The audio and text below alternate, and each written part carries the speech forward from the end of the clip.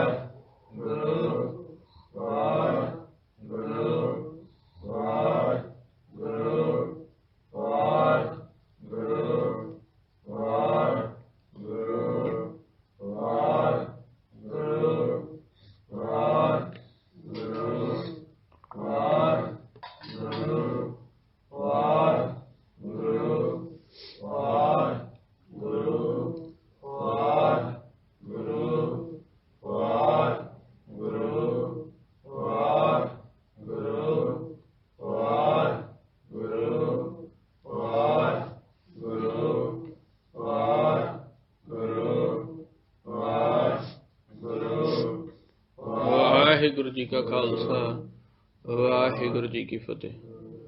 हुण ਇਹ ਏਕਾ ਮਾਈ ਜੁਗਤ ਵਿਆਈ वाली पौड़ी तो इत्थों अकाल पुरख की फिर पहलों आप सर्वव्यापता वेखी है, हौमै टुटी है। हुण इत्थों इन्हां पौड़ियां दे विच ते इस तो अगे फिर खंड चलणगे। आपां वैसे करांगे अज 32-33 पौड़ियां तक ही। फिर ਜਿਹੜੇ ਖੰਡ ਨੇ ਉਹਨਾਂ ਦੀ ਆਪਾਂ ਕੱਲ ਤਾਂ ਚਲੋ ਨਹੀਂ ਕਰਨੀ ਆਪਾਂ ਵਿਚਾਰ, ਬੁੱਧਵਾਰ ਨੂੰ ਜੇ ਹੋਈ ਠੀਕ ਹੈ, ਨਹੀਂ ਤਾਂ ਵੀਰਵਾਰ ਨੂੰ ਕਰਾਂਗੇ। ਫਿਰ ਉਹ ਅੱਗੇ ਧਰਮਖੰਡ, ਕਰਮਖੰਡ, ਸਰਮਖੰਡ ਇਹ ਸਾਰੇ ਆਉਣਗੇ। ਇਹ ਜਦੋਂ ਫਿਰ ਮਾਇਆ ਨੂੰ ਹੁਕਮ ਕਰਦੇ ਨੇ, ਜਦੋਂ ਪਹਿਲਾਂ ਕੁਝ ਵੀ ਨਹੀਂ ਸੀ ਇੱਥੇ ਸੱਚ ਹੀ ਸੱਚ ਸੀਗਾ, ਫਿਰ ਮਾਇਆ ਪ੍ਰਗਟ ਹੁੰਦੀ, ਮਾਇਆ ਨੂੰ ਹੁਕਮ ਕਰਦੇ ਨੇ। ਮਾਇਆ ਇੱਕ ਪ੍ਰਕਾਸ਼ ਰੂਪ ਹੈ ਕਿ ਖੇਲ ਤਿਆਰ ਕੀਤੀ ਜਾਵੇ, ਆਪ ਨਹੀਂ ਤਿਆਰ ਕਰਦਾ, ਆਪ ਨੂੰ ਪ੍ਰਗਟ ਕਰਕੇ ਆਪ ਦੇ ਵਿੱਚੋਂ ਤੱਤ ਤਿਆਰ ਕਰਦਾ ਹੈ। ਫਿਰ ਉਹ ਤੱਤ ਨੂੰ ਮਾਇਆ ਕਹਿੰਦਾ, ਮਾਇਆ ਨੂੰ ਕਹਿੰਦਾ ਕਿ ਖੇਲ ਤਿਆਰ ਕਰ। ਮਾਇਆ ਦਾਸੀ ਹੈ ਮਾਲਕ ਦੀ। ਤੇ ਇਹ ਇੱਕ ਤਰ੍ਹਾਂ ਦਾ ਫਿਰ ਇੱਥੇ ਹੀ ਕਹਿ ਦਿੱਤਾ ਸ਼ਿਵ ਤੇ ਸ਼ਕਤੀ। ਸ਼ਿਵ ਤਾਂ ਸੀਗਾ, ਫਿਰ ਸ਼ਕਤੀ ਪ੍ਰਗਟ ਹੁੰਦੀ ਹੈ, ਉਹਦੇ ਵਿੱਚੋਂ ਹੀ ਆਪਦੇ ਹੁਕਮ ਦੁਆਰਾ ਉਹਨੂੰ ਪ੍ਰਗਟ ਕਰਦਾ ਹੈ। ਸ਼ਕਤੀ ਨੂੰ ਕਹਿੰਦਾ ਕਿ ਸਾਰਾ ਖੇਲ ਤਿਆਰ ਕੀਤਾ ਜਾਵੇ। ਤੇ ਜੇ ਆਪਾਂ ਕਹਿ ਦਈਏ ਤੇ ਮਾਲਕ ਵੀ ਉਹ ਕਹਿੰਦੇ ਇਕੱਲਾ ਨਹੀਂ ਰਹਿ ਸਕਿਆ, ਉਹਨੇ ਵੀ ਗ੍ਰਿਸ਼ਤ ਤਿਆਰ ਕੀਤੀ ਸੀਗੀ ਅੱਗੇ ਖੇਲ ਚਲਾਉਣ ਲਈ। ਤੇ ਇਹ ਸ਼ਿਵ ਖੁਦ ਸੀਗਾ, ਫਿਰ ਉਹਨੇ ਸ਼ਕਤੀ ਗ੍ਰਿਸ਼ਤ ਦੇ ਵਿੱਚ ਤਿਆਰ ਕੀਤੀ ਹੈ। ਤੇ ਸ਼ਿਵ ਤੇ ਸ਼ਕਤੀ ਦੇ ਸੰਯੋਗ ਵਿੱਚੋਂ ਜੋ ਪ੍ਰਗਟ ਹੋਇਆ ਉਹ ਤ੍ਰੈਗੁਣ ਹੈ। ਮਾਇਆ ਤੇ ਅਕਾਲ ਪੁਰਖ ਦੇ ਸੰਯੋਗ ਦੇ ਨਾਲ ਫਿਰ ਜਿਹੜੀ ਸਾਜਨਾ ਬਣੀ ਉਹ ਆ ਤੁਸੀਂ ਵੇਖਦੇ ਪੈ ਜੇ ਕੀ ਬਣ ਗਿਆ। ਇਹ ਤ੍ਰੈਗੁਣ ਪ੍ਰਗਟ ਹੋਇਆ। ਮਾਇਆ ਤੇ ਅਕਾਲ ਪੁਰਖ ਤੇ ਮਾਇਆ ਦੇ ਸੰਯੋਗ ਦੇ ਵਿੱਚੋਂ ਰਜਗੁਣ, ਤਮਗੁਣ ਤੇ ਸਤਗੁਣ ਪ੍ਰਗਟ ਹੁੰਦਾ ਹੈ। ਉਹ ਮਾਇਆ ਉਹਨਾਂ ਨੂੰ ਖਿਡਾਉਂਦੀ ਹੈ। ਆਪ ਇਹ ਸਿੱਧਾ ਜਿਹੜਾ ਧਰਮ ਰੱਖਦਾ ਆਪ ਦੇ ਕੋਲ, ਇਹ ਚੌਥਾ ਪਦਾਰਥ ਰੱਖਦਾ ਹੈ। ਮਾਇਆ 3 ਪਦਾਰਥ ਦੇ ਕੇ ਮਾਇਆ ਨੂੰ ਕਹਿੰਦਾ ਖੇਲ ਤਿਆਰ ਕਰਦੇ। ਉਹ ਰਜੋਗੁਣ ਹਵਾ ਤੋਂ ਤਿਆਰ ਕਰਦੀ ਹੈ, ਸਤੋਗੁਣ ਪਾਣੀ ਤੋਂ ਤਿਆਰ ਕਰਦੀ ਹੈ, ਤਮੋਗੁਣ ਅਗਨ ਤੋਂ ਤਿਆਰ ਕਰਦੀ ਹੈ, ਉਹਨਾਂ 'ਚ ਫੁਰਨੇ। ਫਿਰ ਇਹਨਾਂ ਤਿੰਨਾਂ ਨੂੰ ਜਦੋਂ ਮਿਲਾਉਂਦੀ ਹੈ ਉਹਦੇ ਵਿੱਚੋਂ ਕੁਝ ਠੋਸ ਤੱਤ ਕੱਢਦੀ ਹੈ, ਜਿਹਨੂੰ ਆਪਾਂ ਧਰਤੀ ਤੱਤ ਕਹਿ ਦਿੱਤਾ। ਫਿਰ ਇਹ ਚਾਰਾਂ ਤੱਤਾਂ ਦਾ ਬੈਲੈਂਸ ਠੀਕ ਰਵੇ, ਕਿਉਂਕਿ ਸੁੰਨ ਵਿੱਚ ਤਾਂ ਕੋਈ ਸਪੇਸ ਨਹੀਂ ਹੁੰਦਾ। ਫਿਰ ਪੰਜਵਾਂ ਤੱਤ ਹੀ ਆਕਾਸ਼ ਤੱਤ ਤਿਆਰ ਕਰਦੀ ਹੈ। ਹੁਣ ਸਾਡੇ ਸਰੀਰ ਦੇ ਵਿੱਚ ਵੀ ਆਕਾਸ਼ ਤੱਤ ਹੈ। ਹੁਣ ਜਦੋਂ ਆਪਣੀ ਕਿਸੇ ਵੀ ਲਿਗਾਮੈਂਟ ਵਿੱਚ ਜਾਂ ਨਾੜਾਂ ਵਿੱਚ ਸੋਜ ਆ ਜਾਵੇ, ਸੋਜ ਆਉਣ 'ਤੇ ਆਪਾਂ ਨੂੰ ਤਕਲੀਫ ਕਿਉਂ ਮਹਿਸੂਸ ਹੁੰਦੀ ਹੈ? ਉਹ ਜਿੰਨੀਆਂ ਨਾੜਾਂ ਨੇ ਸੋਜ ਆਉਣ 'ਤੇ ਉਹ ਫੈਲਦੀਆਂ ਨੇ, ਆਕਾਸ਼ ਤੱਤ ਡਿਸਟਰਬ ਹੁੰਦਾ ਆਪਣਾ। ਸੋਜ ਆਉਂਦੀ ਹੈ ਕਿਉਂ ਦਰਦ ਹੁੰਦੀ ਹੈ? ਕਿਉਂਕਿ ਜਿਹੜੇ ਆਕਾਸ਼ ਤੱਤ ਦਾ ਬੈਲੈਂਸ ਸਾਡੇ ਅੰਦਰ ਆਕਾਸ਼ ਤੱਤ ਦਾ ਬੈਲੈਂਸ ਬਣਾਇਆ ਹੋਇਆ ਉਹ ਬੈਲੈਂਸ ਗਲਤ ਹੁੰਦਾ। ਉਹਨਾਂ ਲਿਗਾਮੈਂਟ ਜਾਂ ਹੱਡੀ 'ਚ ਸੋਜ ਆਏਗੀ, ਉਹ ਬਾਹਰ ਨੂੰ ਫੈਲੇਗਾ। ਫੈਲਣ 'ਤੇ ਉਹ ਸਪੇਸ ਤੱਤ ਹੈ ਜਿਹੜਾ ਸਾਡੇ ਅੰਦਰ ਉਹ ਡਿਸਟਰਬ ਹੋਏਗਾ। ਉੱਥੋਂ ਹੀ ਫਿਰ ਡਿਪਰੈਸ਼ਨ ਤੇ ਅਸਲ ਜਿਹੜਾ ਡਿਪਰੈਸ਼ਨ ਦਾ ਤੇ ਟੈਨਸ਼ਨ ਦਾ ਕਾਰਨ ਹੈ ਉਹ ਆਕਾਸ਼ ਤੱਤ ਦੇ ਵਿੱਚ ਡਿਸਟਰਬੈਂਸ ਹੈ। ਆਕਾਸ਼ ਤੱਤ ਦੇ ਡਿਸਟਰਬੈਂਸ ਤੋਂ ਟੈਨਸ਼ਨ ਤੇ ਡਿਪਰੈਸ਼ਨ ਪੈਦਾ ਹੁੰਦਾ ਹੈ। ਉਹ ਕਿਵੇਂ? ਫੁਰਨਾ ਪਹਿਲਾਂ ਨਾਭੀ ਤੇ ਵਾਰ ਕਰੇਗਾ, ਨਾਭੀ ਤੋਂ ਆਂਦਰਾਂ ਤੇ ਜਾਊਗੀ, ਆਂਦਰਾਂ ਵਿੱਚ ਜਾਣ ਤੇ ਉਹ ਨਾੜਾਂ ਤੇ ਸਟ੍ਰੈਸ ਆਏਗਾ, ਨਾੜਾਂ ਫੈਲਾਵ ਦੇ ਵਿੱਚ ਆਉਣਗੀਆਂ। ਆਕਾਸ਼ ਤੱਤ ਡਿਸਟਰਬ ਹੋਏਗਾ ਸਾਡੇ ਅੰਦਰੋਂ, ਉਹਨੂੰ ਕਹਿੰਦੇ ਡਿਪਰੈਸ਼ਨ ਹੋ ਗਿਆ। ਫਿਰ ਉਹ ਡਾਕਟਰ ਉਹਨੂੰ ਗੋਲੀਆਂ ਦੁਆਰਾ ਨੀਂਦ ਦੇਣਗੇ। ਨੀਂਦ ਦੇਣ ਤੇ ਨਾੜਾਂ ਦਾ ਸਟ੍ਰੈਸ ਲੈਵਲ ਲੋ ਹੋਏਗਾ। ਆਕਾਸ਼ ਤੱਤ ਦੇ ਵਿੱਚ ਸਪੇਸ ਜਿਹੜਾ ਤੱਤ ਠੀਕ ਹੁੰਦਾ ਹੈ, ਟੈਨਸ਼ਨ ਦੂਰ ਹੋ ਜਾਂਦੀ ਹੈ। ਸੋ ਗੁਰਮੁਖਾਂ ਦਾ ਤਾਂ ਕੋਈ ਫੁਰਨਾ ਹੁੰਦਾ ਹੀ ਨਹੀਂਗਾ। ਉਹ ਸਾਰਾ ਦਿਨ ਸੱਚ 'ਚ ਧਿਆਨ ਲਾਉਂਦੇ ਨੇ, ਨਾ ਨਾੜਾਂ ਤੇ ਉਹਨਾਂ ਦੇ ਲੋੜ ਆਵੇ ਨਾ ਕੁਛ। ਉਹਨਾਂ ਦਾ ਆਕਾਸ਼ ਤੱਤ ਖੁੱਲ੍ਹਾ ਹੀ ਰਹਿੰਦਾ ਹੈ, ਕਿਉਂਕਿ ਉਹ ਸੱਚ ਦੇ ਤੱਤ ਵਿੱਚ ਜਾ ਕੇ ਬੈਠ ਗਏ ਨੇ। ਹੁਣ ਟੈਨਸ਼ਨ ਦਾ ਦੱਸਤਾ, ਇਹ ਨੋਟ ਕਰ ਲਿਆ ਕਰੋ ਨਾਲੋਂ ਨਾਲ।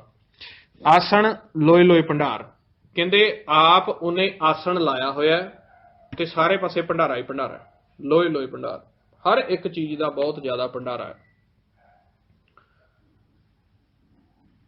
ਇੰਨੀ ਇੱਕ ਰਿੱਧ ਸਿੱਧ ਦੀ ਸ਼ਕਤੀ ਆ ਜਾਂਦੀ ਹੈ, ਤੁਸੀਂ ਜਿਹੜਾ ਪੈਸਾ ਹੈ ਨਾ ਜਾਂ ਜਿਹੜਾ ਮੋਹਰਾਂ ਨੇ ਜਾਂ ਜਿਹੜੀਆਂ ਸਿੱਧੀ ਖਾਲੀ ਖਲਾ ਦੇ ਵਿੱਚ ਪ੍ਰਗਟ ਕਰ ਸਕਦੇ ਹੋ। ਐਸਾ ਇੱਕ ਭੰਡਾਰਾ ਆ ਜਾਂਦਾ ਹੈ।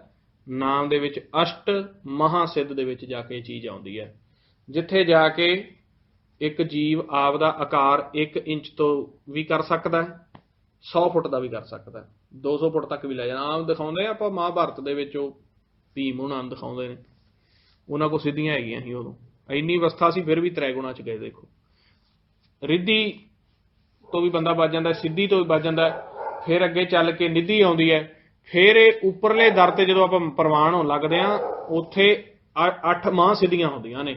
ਮਹਾਂਸਿੱਧੀ ਇੱਥੇ ਭਿਆਨਕ, ਪਹਿਲੀ ਗੱਲ ਤਾਂ ਇੱਥੋਂ ਤੱਕ ਕੋਈ ਪਹੁੰਚਦਾ ਹੀ ਨਹੀਂ, ਪਹੁੰਚ ਗਿਆ ਤੇ ਉਹ ਨਿਕਲਦਾ ਬੜਾ ਔਖਾ ਹੈ। ਇੱਥੇ ਐਸੀ ਪਾਵਰ ਆ ਜਾਂਦੀ ਹੈ, ਤੁਸੀਂ ਕਾਇਆ ਪਲਟ ਸਕਦੇ। ਸੱਪ ਦੀ रूप धारण कर सकते हो, शेर बन सकते हो, मच्छर बन सकते हो। सिद्धां कोल हैगी सी ना गुरु नानक पातशाह नूं कदे काया पलट के रिछ बन के दिखाउण, कदे कुछ, ते कहंदे लभ महाराज लभ लैण दे भी दृष्टि सी। मालक मल कहंदे हुण मैनूं लभ्या जे, उन्हां लाया सच च ध्यान, सच च मन समा गया, शरीर भी समा गया, सिद्ध लभदे फिरन किधर गया। सो ये अष्ट महासिद्ध तो उपर इन्नी पावर आ सकती, इत्थों सोने दी मोहरां प्रगट कर सकते हो तुसीं। नाम की कमाई दे विच इन्नी पावर है, पर गुरमुखां नूं की लोड़ है। वो कहंदे आसण लोए लोए भंडार, क्योंकि पौण पाणी बसंतर तो ये माया तैयार हुई है, तो पौण पाणी बसंतर का जिन्ना आपां नूं पानी की लोड़, हवा की लोड़ है वो दे दी गई है, बाकी आ सोने च स्टोर कर दी है, आ खाली च। इत्थों जिन्नी लोड़ हुंदी है इहदे मुख चों निकलदी पई है, जिन्नी लोड़ हुंदी है वो दित्ती जांदा है। जिथे फिर पौण का दबाव घटदा है उत्थों आपदा मुख थोड़ा जिहा खोल दिंदा है, वो हनेरी आ जांदी, इत्थों सोने चों ही फूक मार दिंदा। जिवें अपने मुख दे विच सहज सुभाए हवा चली जाती है, जदों अपने शरीर के उत्ते किते गरमैश होई आपां फूक मारदे आ ना, इसे तरीके इहदा शरीर है सारा। पहलां सहज सुभाए चलाई जांदा, जिथे वेखदा इत्थे गरमैश की लोड़ है, या अपने धूड़ घट्टा पै जांदा, जदों हत्थ ते आपां करदे ना फूक मार दिंदे आ, इसे तरीके इहदे धूड़ घट्टा जदों वधदा उत्थे फूक मार दिंदा। आपां कहंदे तूफान आ गया जी, तूफान आ गया। सो तां उहनूं पता किन्ना क तूफान लिआउणा है। हाँ जी, जल आकाशी सुन समावे, जिन्ने क पानी की लोड़ है वो पानी सानूं दित्ती जांदा है, समुद्रां 'च स्टोर कर दिता है, पहाड़ां 'च स्टोर कर दिता है, थल्ले पताल 'च स्टोर कर दिता है, नलकिਆਂ राਹੀਂ बाकी सारा सुन 'ਚ जमा कर दिता है, आकाश 'ਚ जिन्नी लोड़ है। ठीक है, जदों अपना भी हुण इत्थे हुण उवें आपां पानी करदे आ, जदों गंदगी ज़्यादा फैल जांदी है आपां पानी उत्ते पा के धो दिंदे आ, फिर जदों इहनूं लोड़ पैंदी है समुंदर दे विचों गरमैश प्रगट कीती, इवैपोरेट करके पानी हवा द्वारा चुक्या, बदलों के रूप के लिया के उत्थे पा दिंदा, और बदलों राही पा दिंदा है, किते किस तरीके सेम लै आउंदा, किते कुछ, वो इहनूं पता है कित्थे की करना है। सो कहंदे आसण लोए लोए भंडार। इवें ही गरमैश है, गरमैश दे विच लो चलाउणी है हुण इन्हां ने 2-3 महीने हुण अगे, वो आपां तां कहंदे लो माड़ी है, पर उन्हां नूं पता है ना क्यों चलाउणी है, किन्नियां बीमारियां किन्नियां जूनां पैदा करनियां ने, किन्नियां खत्म करनियां ने, किन्ना हुण मच्छर इन्ना पैदा हो जाता है, जे लो ना चले तो मच्छर खत्म नहीं होंदा। और गर्मियां दे विच जिहड़ा मच्छर पैदा होंदा है, जदों फिर लो चलदी, लो मच्छर नूं मारदी है, तो होर पता नहीं किन्नियां क जूनां जो लो द्वारा खत्म करदा है, इवैपोरेशन नूं साफ करदा है। लो ना चले तो डॉक्टर तां अज मनन लग गए ने कि लो दा भी जिहड़ा विच फिरना आउणा जिहड़ा जरूरी है। तां कह दित्ता आसण ला के, जदों देखिया कहंदे इन्ने भंडार। सो ये देखो मनमुख ने जिहड़े ये पैसे पिछे रब वसारी फिरदे ने, उन्हां कोल ताकत ही इन्नी आ गई, उन्हां नूं कहंदा किते जाण दी नहीं लोड़, इत्थों सिद्धा ही प्रगट कर दिंदे आ। वो आंदे नहीं सानूं की लोड़ आ, इन्नी सहज आ उन्हां दे विच, संतोख है भगतां दे विच। आसन लोए लोए भंडार। फिर कहंदे जिन्ना ये भंडारा है जो किछ पाया सो एका वार, इक्को वार च इहने पा दिता है। ये नहीं कि सोच सोच के पाया, इक्को कीता बसाओ इक्को वार। कर कर वेखे सिरजनहार, नानक सच्चे की साची का। कर करके देख रहा है ये सिरजना दा, सिरजन करके ये सच्चे दियां सच्चियां ही कारां ने, क्योंकि उनका तो झूठ कुछ हो ही नहीं सकता। आदेश तिसै देश, आद नील नाद नाहत, जुग जुग एको वेश। फिर कहते एक दू जीभै लख होवै, लख होवै लख 20, लख लख गेड़ा आखिए एक ना जगदीश। कहते एक जीव होवे उहदे तो अगे लख हो जाण, लख तो भी अगे 20 लख हो जाण, ते लखां लखां वार भी मालक का नाम जपिया जाए तां भी थोड़ा है। ये उदों अवस्था आउंदी है गुरमुख की, जदों गुरमुख जीवा द्वारा गुरमंत्र का अभ्यास जपदे आ। अभ्यास जपण ते सास ग्रस जपण ते उन्हां दे अंदर इन्नी तड़फ ते विराग पैदा हो जाता है कि गुरमंत्र उन्हां दे रोम रोम दे विच वस जाता है। फिर साडे शरीर दा रोम रोम साडे नाल रल के सिमरन करदा है। आपां मुखों एक बारी सिमरन करांगे ते रोमां दे विचों भी सिमरन निकलण लग जाता है, ते उत्थे फिर गुरमुख एक बारी मुखों करदा है ते रोमां दे विचों लखां वार निकलदा है। किन्ने लखां रोम ने, जिन्हों महाराज कहते हैं दीन दयाल भरोसे तेरे सब परिवार चढ़ाया बेड़े, सारा परिवार बेड़े ते चढ़ जाता शबद दे ते। उत्थे कहते हैं एक दू लीबै, ये गुरमुख की अवस्था है, एक दू जीबै लाखों है, लाखों में लख 20, फिर लख लख गेड़ा आखिए एक, इक्को नाम जगदीश का लख लख वेरा इस शरीर के विचों निकलदा है। ए तराह पत पवड़ियां चढ़िए होए अकीस। ये फिर एक ऐसा मार्ग है कि जिंदे तो 20 तो 21 हो जाने आप। 21 कह दिता कि 10 द्वारियां नूं भी पार कर गया, ਤੇ ਗਿਆਨ ਇੰਦਰੀਆਂ ਕਰਮ ਇੰਦਰੀਆਂ ਨੂੰ ਵੀ ਪਾਰ ਕਰ ਗਿਆ ਤੇ ਉਸ 21ਵੀਂ ਚੀਜ਼ ਦੇ ਵਿੱਚ ਉਹ ਸੱਚ ਦੇ ਵਿੱਚ ਚਲਾ ਗਿਆ। ਠੀਕ ਹੈ ਜੀ, 10 ਦੁਆਰੇ ਵੀ ਤੇ ਗਿਆਨ ਇੰਦਰੀਆਂ ਕਰਮ ਇੰਦਰੀਆਂ ਵੀ ਤੇ ਚੜੀਏ ਹੋਏ ਅਕੀਸ, ਕਿਉਂਕਿ 21ਵੀਂ ਉਹ ਚੀਜ਼ ਕੀ ਹੈ, ਸਹਿਜ ਧੁਨ, ਜਿਹਨੂੰ ਸ਼ਬਦ ਦੁਆਰਾ ਲੱਖਾਂ ਰੋਮਾਂ ਦੁਆਰਾ ਸਿਮਰਨ ਕਰਕੇ ਉਸ ਸ਼ਬਦ ਨੂੰ ਪਕੜ ਕੇ ਸੁਣ ਗੱਲਾਂ ਆਕਾਸ਼ ਕੀ ਕੀਟਾ ਰੀਸ। ਫਿਰ ਉੱਥੇ ਚੱਲ ਕੇ ਮਨ ਜਿਹੜਾ ਹੈ ਉਹ ਆਕਾਸ਼ ਦੀਆਂ ਗੱਲਾਂ ਸੁਣਦਾ। ਆਕਾਸ਼ ਦੀਆਂ ਕੀ, ਹੁਣ ਜਿਵੇਂ ਆਪਾਂ ਜਿਹੜੀ ਆ ਆਵਾਜ਼ ਮੈਂ ਬੋਲਦਾ ਪਿਆ ਨਾ, ਇਹ ਨਾਲੋਂ ਨਾਲ ਇੱਥੇ ਸੁਣਨ ਦੇ ਵਿੱਚ ਆ ਸਾਹਮਣੇ ਜਿਹੜਾ ਖਾਲੀ ਖਿਲਾਇਆ ਨਾ ਜਿਹਦੇ ਵਿੱਚ ਆਪਾਂ ਫਿਰਦੇ ਹਾਂ, ਇਹ ਰਿਕਾਰਡ ਹੁੰਦੀ ਪਈ ਹੈ ਨਾਲੋਂ ਨਾਲ, ਇਹਦੇ ਵਿੱਚ ਰਿਕਾਰਡ ਹੋ ਜਾਂਦੀ ਹੈ। ਜੇ ਕੋਈ ਮਾੜਾ ਕਵੇਗਾ ਮਾੜਾ ਰਿਕਾਰਡ ਹੋ ਜਾਣਾ, ਤੇ ਜੇ ਕੋਈ ਚੰਗਾ ਕਵੇਗਾ ਚੰਗਾ ਰਿਕਾਰਡ ਹੋ ਜਾਣਾ। ਦੂਜੀ ਗੱਲ ਇਹ ਹੈ ਕਿ ਜੇ ਤਮੋਗੁਣ ਤੇ ਬੋਲਿਓ ਤਮੋਗੁਣ ਦੀ ਰਿਕਾਰਡ ਹੋਏਗੀ, ਸਤੋਗੁਣ ਤੇ ਬੋਲਿਓ ਸਤੋਗੁਣ ਤੇ ਰਿਕਾਰਡ ਹੋਏਗੀ, ਰਜੋਗੁਣ ਤੇ ਬੋਲਿਓ ਰਜੋਗੁਣ ਤੇ ਰਿਕਾਰਡ ਹੋਏਗੀ। ਆਕਾਸ਼ ਤੱਤ ਵਿੱਚ ਇਹ ਆਉਂਦੇ ਨੇ ਤ੍ਰੈ ਗੁਣ। ਮਨਮੁਖ ਦੀ ਆਵਾਜ਼ ਆਕਾਸ਼ ਤੱਤ ਵਿੱਚ ਰਿਕਾਰਡ ਹੁੰਦੀ ਹੈ। ਗੁਰਮੁਖ ਚੌਥੇ ਪਦ ਦੇ ਵਿੱਚ ਹੈ, ਉਹ ਨਾਮ ਦੇ ਵਿੱਚ ਬੋਲੇਗਾ, ਉਹਦੀ ਚੌਥੇ ਪਦ ਵਿੱਚ ਰਿਕਾਰਡ ਹੋਏਗੀ। ਭਗਤ ਸੂਖ ਮਹਿਲ ਹੈ, ਉਹ ਸੂਖ ਮਹਿਲ ਵਿੱਚ ਉਹਦਾ ਧਿਆਨ ਹੁੰਦਾ, ਉਹਦੀ ਆਵਾਜ਼ ਉੱਥੇ ਰਿਕਾਰਡ ਹੋਏਗੀ। ਬ੍ਰਹਮ ਗਿਆਨੀ ਪ੍ਰਕਾਸ਼ ਮਹਿਲ ਦੇ ਵਿੱਚ ਬੈਠਾ, ਉਹਦੀ ਆਵਾਜ਼ ਉਸ ਲੈਵਲ ਤੇ ਰਿਕਾਰਡ ਹੋਏਗੀ। ਹੁਣ ਜੇ ਅਸੀਂ ਗੁਰੂ ਨਾਨਕ ਸੱਚੇ ਪਾਤਸ਼ਾਹ ਦੀ ਆਵਾਜ਼ ਇੱਥੇ ਹੀ ਪਈ ਹੈ, 4 ਯੁੱਗ ਹੋ ਗਏ ਨੇ, ਜੋ ਜਿੰਨਾ ਪਸਾਰਾ ਹੋਇਆ, ਜਿੰਨੇ ਅਵਤਾਰ ਪੀਰ, ਸਭ ਦੀਆਂ ਆਵਾਜ਼ਾਂ ਇਹਦੇ ਵਿੱਚ ਰਿਕਾਰਡ ਪਈਆਂ ਨੇ, ਤੁਸੀਂ ਕੱਢ ਕੇ ਦੇਖ ਸਕਦੇ ਹੋ। ਪਰ ਹੁਣ ਗੁਰੂ ਨਾਨਕ ਸੱਚੇ ਪਾਤਸ਼ਾਹ ਦੀ ਆਵਾਜ਼ ਆਕਾਸ਼ ਤੱਤ ਦੇ ਵਿੱਚ ਨਹੀਂ ਪਈ, ਉਹਨਾਂ ਦੀ ਸੱਚੇ ਮਹਿਲ ਦੇ ਵਿੱਚ ਪਈ ਹੈ, ਕਿਉਂਕਿ ਉਹਨਾਂ ਦੀ ਅਵਸਥਾ ਉੱਥੋਂ ਸੀ। ਸੋ ਸੱਚੇ ਮਹਿਲ ਦੇ ਵਿੱਚ ਧਿਆਨ ਦੁਆਰਾ ਨਾਮ ਦਾ ਇਹ ਖੇਲ ਹੈ, ਤੁਸੀਂ ਪਕੜ ਸਕਦੇ ਹੋ ਗੁਰੂ ਨਾਨਕ ਸੱਚੇ ਪਾਤਸ਼ਾਹ ਨੇ ਕਿਹਨੂੰ ਕੀ ਸ਼ਬਦ ਕਹੇ। ਆਹ ਜਿਹੜੀ ਆਪਣੀ ਭਾਸ਼ਾ ਹੈ ਵਿੱਚ ਰਿਕਾਰਡ ਹੈ। ਜਿਵੇਂ ਫਿਰ ਇਹੀ ਖੇਲ ਗੁਰੂ ਗੋਬਿੰਦ ਸਿੰਘ ਜੀ ਮਹਾਰਾਜ ਜੀ ਨੇ, ਜਦੋਂ ਉਹਨਾਂ ਨੇ ਬੀੜ ਨਹੀਂ ਸੀ ਨਾ ਦਿੱਤੀ, ਮਹਾਰਾਜ ਨੇ ਭੇਜੇ ਸੀਗੇ ਸਿੰਘ ਵੀ ਜਾਓ ਲੈ ਆਓ ਬੀੜ, ਤੇ ਉਹਨਾਂ ਬੀੜ ਦਿੱਤੀ ਨਹੀਂ। ਫਿਰ ਪੰਜਵੇਂ ਪਾਤਸ਼ਾਹ ਉਹਨਾਂ ਨੇ ਸਾਰੀ ਉਚਾਰਨ ਕੀਤੀ ਸੀ, ਉਹ ਸਾਰੀ ਗੁਰਬਾਣੀ ਦੇ ਵਿੱਚ ਸੱਚ 'ਚ ਰਿਕਾਰਡ ਪਈ ਸੀ। ਉਹਨਾਂ ਧਿਆਨ ਦੁਆਰਾ ਸਾਰੀ ਗੁਰਬਾਣੀ ਸੱਚ ਦੇ ਵਿੱਚੋਂ ਚੁੱਕ ਕੇ ਬਾਬਾ ਦੀਪ ਸਿੰਘ ਤੇ ਭਾਈ ਮਨੀ ਸਿੰਘ ਦੀ ਉਨੀ ਅਵਸਥਾ ਸੀ, ਉਹਨਾਂ ਨੂੰ ਨਾਲ ਬਿਠਾ ਲਿਆ, ਸਾਰੀ ਉਹਨਾਂ ਨੇ ਗੁਰਬਾਣੀ ਦਰਜ ਕਰ ਦਿੱਤੀ। ਇਹ ਕਲਾ ਉਹਨਾਂ ਨੇ ਖੇਲੀ ਸੀ ਤੇ ਦੱਸੀ ਆਪਾਂ ਨੂੰ। ਸੁਣ ਗੱਲਾਂ ਆਕਾਸ਼ ਕੀ, ਪਰ ਕਹਿੰਦੇ ਕੀਟਾ ਹੀ ਰੀਸ, ਇਹ ਮਨਮੁਖ ਰੀਸ ਕਰਦੇ ਨੇ। ਹੁਣ ਆਪਾਂ ਤਾਂ ਸਿੱਧੀ ਸੱਚ ਦੁਆਰਾ ਇਹ ਸਿੱਧੀਆਂ ਗੱਲਾਂ ਰਿਕਾਰਡ, ਹੁਣ ਗੁਰੂ ਨਾਨਕ ਸੱਚੇ ਪਾਤਸ਼ਾਹ ਦੀ ਵੀ ਆਪਾਂ ਕਦੇ ਵੀ ਗੱਲ ਸੁਣਦੇ, ਹੁਣ ਵੀ ਸੁਣ ਸਕਦੇ ਹਾਂ।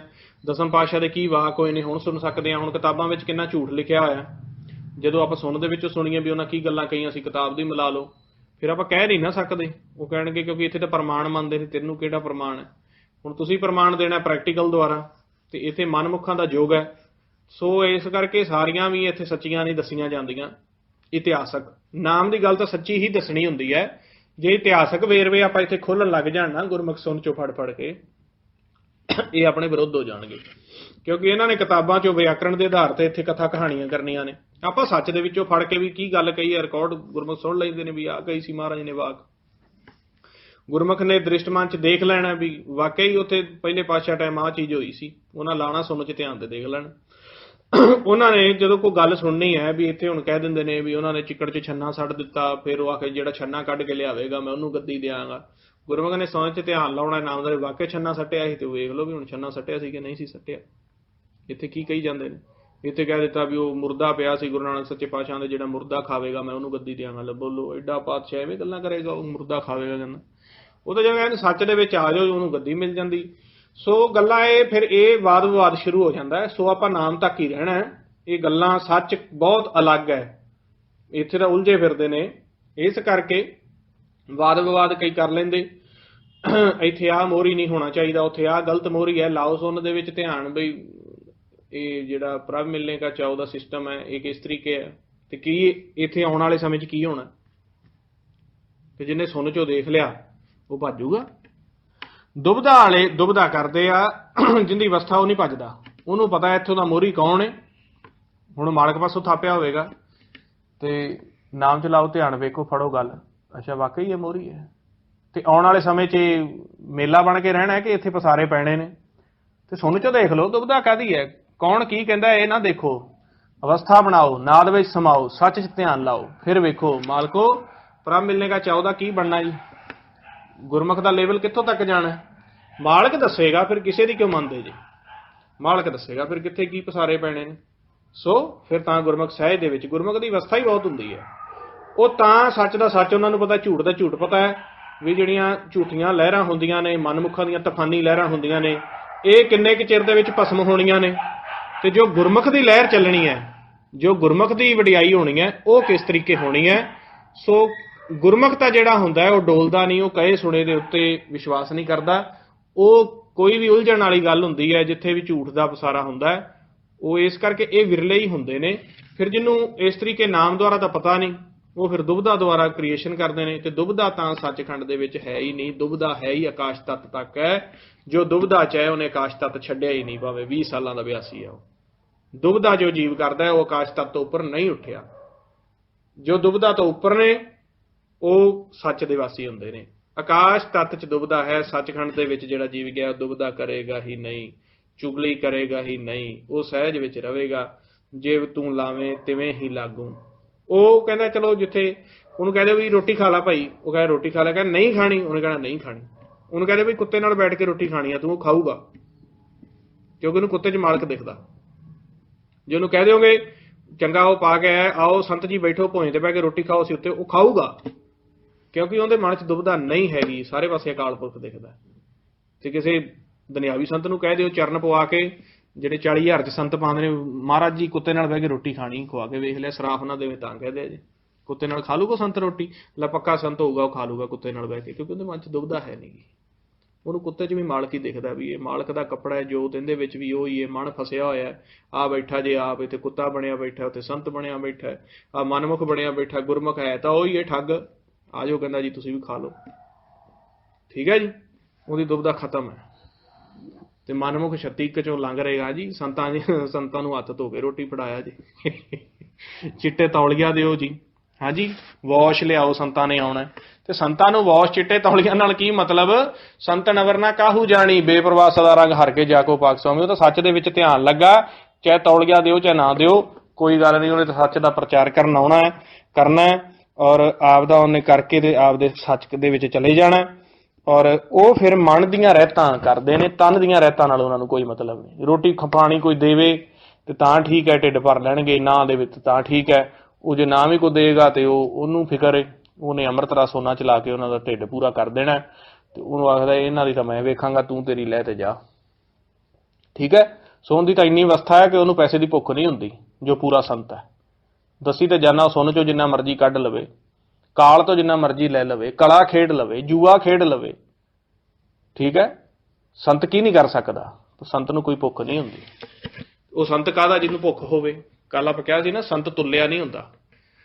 ते संत जिहड़ा फिर भुख करदा है वो संत नहीं हैगा, वो आकाश लोक दा वासी है, वो जूना च जाऊगा। ते तां ये पूरे संत हुंदे ने, वो विरले ही हुंदे ने। वो फिर दुबदा नहीं करते। जिथे दुबदा पै गई, हुण तुसीं कहता भी आह चीज़ है जिहड़ी है झूठी चलदी पई है भाई, इत्थे ना लगी। एक कहता नहीं जी ये चीज़ बहुत सच्ची है, इत्थे ही चलांगे आपां। उन्हें दोनों के विचों जदों समझ नहीं आनी, उन्हें मालक के सन्मुख हो जाना, उत्थों पुछना भी किहड़ी चीज़ सच्ची है किहड़ी झूठी है। फिर उहदे मन च दुबदा किवें आऊगी? मनमुख दा मालक दे नाल संपर्क नहीं हैगा, वो फिर धड़ेबाजी च आ जाएगा। तां गुरमुख धड़ेबाजी च नहीं आउंदे। जिन्हां दा मालक नाल संपर्क होवे वो धड़े क्यों बनाउण? जिन्हां दा मालक नाल संपर्क होवे वो दुबदा क्यों करन? जिन्हां दा निंदिया दे विच करनगे, जो लोभ करनगे, मालक नाल संपर्क है ही नहीं। क्योंकि इत्थे मालक नाल संपर्क करना कोई सौखी जी गल नहीं। मैं कल भी दस्सिया सी, वेखण वालियां दा भी अंत नहीं, सुनण वालियां दा भी अंत नहीं। विरले तां ओह ने जिहड़े वेख सुन के प्रमाण हो गए, हौमे नूं खत्म कर लिया। सो तां कहंदे ने आखण जोर चुपै न जोर। ये कल नूं करांगे आपां, ये पौड़ी रह गई। सो ज़्यादा फिर लंबा हो जाना। सुन गल्लां आकाश की कीटा रीस, नानक नदरी पाइए कूड़ी कूड़ा ठीस। कहंदे जिहड़े नदर दे विच आ जाणगे वो मालक नूं पा लैणगे, कूड़ी कूड़ा ठीस। ते जिहड़े झूठे होणगे उन्हां जूनां दे विच ही जाना। उन्हां दे नाल तां जो बदसलूकी होनी है वो आपां कल कहा सी, वो जाणियां वो जाणे जेतियां मूँह खाए। उन्हें तां मूँह ते पैणियां ही पैणियां ने। नदर विच आ गया जो सच दे हुक्म च शब्द च आ गया, सहज च आ गया, हौमे च आ गया। बाकी कूड़ी कूड़ा ठीस, झूठे दे नाल झूठा ही होना है। चाहे वह भेखतारी संत है, चाहे वह मुखों अच्छे वचन करता है, पर जिहदे दिल विच ही कुड़तन है वो अंदर बैठा तो जानदा है ना। जिहदे दिल दे विच कालापन है, जिहदे दिल दे विच विखिया है, महाराज कहते दिलों मुहब्बत जिन सेही सच्चियां, जिन मन होर मुख होर से कांडे कच्चे। जिन्हां दे मन दे विच कुछ होर है, मुखों बड़े सोहणे बनते ने, ਕੱਚੇ ਕੰਡ ਹੀ ਨੇ। ਚਾਹੇ ਜੋ ਮਰਜ਼ੀ ਕੋਈ ਕਰੀ ਜਾਂਦਾ, ਕੋਈ ਅਭਿਆਸ ਕਰੀ ਜਾਂਦਾ, ਮਹਾਰਾਜ ਦੱਸੀ ਜਾਂਦੇ ਨੇ, ਅੱਜ ਤੁਹਾਨੂੰ ਕਿੰਨਾ ਦੱਸਿਆ, ਕਿੰਨੇ ਤੈਨੂੰ ਗਾਈ ਜਾਂਦੇ ਨੇ। ਧਰਤੀ ਅਸਮਾਨ ਆਪਾਂ ਤਾਂ 10 ਘੰਟੇ ਗਾਉਂਦੇ ਹੋਵਾਂਗੇ, 24 ਘੰਟੇ ਤੈਨੂੰ ਗਾਈ ਜਾਂਦੇ ਨੇ। ਗਾਵਣ ਤੋਂ ਤੈਨੂੰ ਵੀਰ ਮਹਾਬਲ ਸੂਰਾ, ਕਿੰਨੀਆਂ ਅਵਸਥਾ ਵਾਲੇ ਨੇ। ਫਿਰ ਆਪਾਂ ਕਿਸੇ ਦੀ ਅਵਸਥਾ ਤੋਂ ਵੇਖ ਕੇ ਇੱਥੋਂ ਤਾਂ ਇਹੀ ਪਤਾ ਲੱਗਦਾ ਨਾ ਕਿ ਜਿਹੜਾ ਹਉਮੈ ਤੁੜ ਗਿਆ ਉਹੀ ਪ੍ਰਮਾਣ ਆ, ਵੀ ਜਿਹੜੀ ਤੇਰੀ ਨਜ਼ਰ 'ਚ ਆ ਗਏ। ਗਾਉਣ ਵਾਲੇ ਤਾਂ ਕਹਿੰਦੇ ਤੈਨੂੰ ਬਹੁਤ ਨੇ। ਸੋ ਇਹ ਨਾ ਦੇਖੋ ਕਿੰਨੇ ਕਿੰਨਾ ਚਿਰ ਗਾਇਆ, ਕੀ ਕੀਤਾ। ਇਹ ਦੇਖੋ ਹਉਮੈ ਟੁੱਟ ਗਈ, ਦੁਬਦਾ ਖਤਮ ਹੋ ਗਈ, ਸੱਚ ਸਮਾ ਗਿਆ। ਫਿਰ ਉਹਦੀਆਂ ਨਿਸ਼ਾਨੀਆਂ ਦੱਸਦੀਆਂ ਨੇ। ਸੋ ਇੰਨੇ ਬਚਨ ਨੇ ਜੀ। ਕੋਈ ਅੱਖਰ ਵਾਧਾ ਘਾਟਾ ਹੋਇਆ ਹੋਵੇ ਸੰਗਤ ਤੇ ਗੁਰੂ ਬਖਸ਼ਣ ਯੋਗ ਨੇ, ਬਖਸ਼ ਦੇਣਾ ਜੀ। ਵਾਹਿਗੁਰੂ ਜੀ ਕਾ ਖਾਲਸਾ,